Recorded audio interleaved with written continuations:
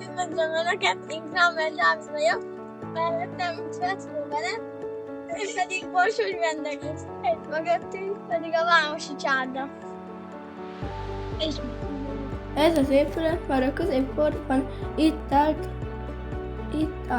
Volt vámház, aztán csárda.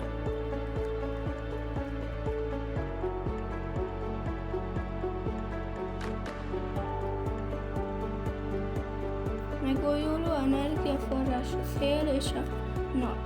A dombra műemlék jellegű szélmalmot terveztünk.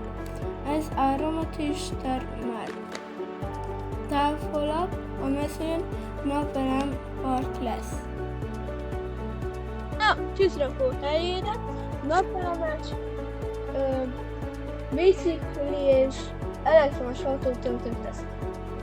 Ebben a házban ledes lámpák lesznek, hozzá 8 rögzítelő lámpák és áramos forró.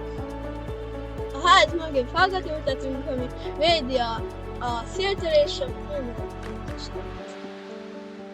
Az akerszák és a hársfák virágából ízletes méz készülhet. Az épület mögött komposztálunk, az esővizet kavicságyon szűrjük és földbe ásott tartályba gyűjtjük. Innen tudjuk locsolni a növényeket.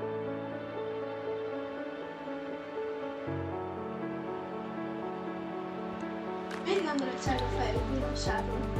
Nagyon támogatom, meg is néztem az anyagot, amit küldtetek. Nagyon innovatív, jövőmutató, fenntartható. Azt gondolom, hogy kiváló, akár azt nézzük, hogy ez turisztikai szempontból is, ha vizsgáljuk.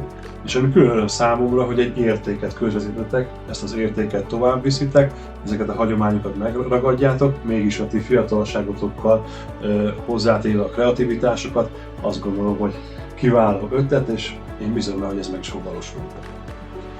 Egy megfizethető, betyáros szálláshelyet tervezünk. Lesz kolbász, töltés, kemencében kenyér vagy rétes sütés, lovaskocsikázás vagy akár betyár activity.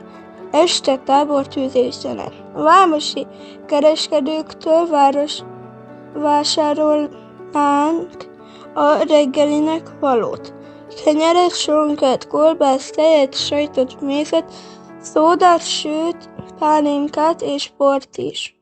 Akinek kedvet támad, ne habozzon, keressen minket és dolgozzunk együtt a csárda újra nyitásáért. Köszönjük a figyelmet!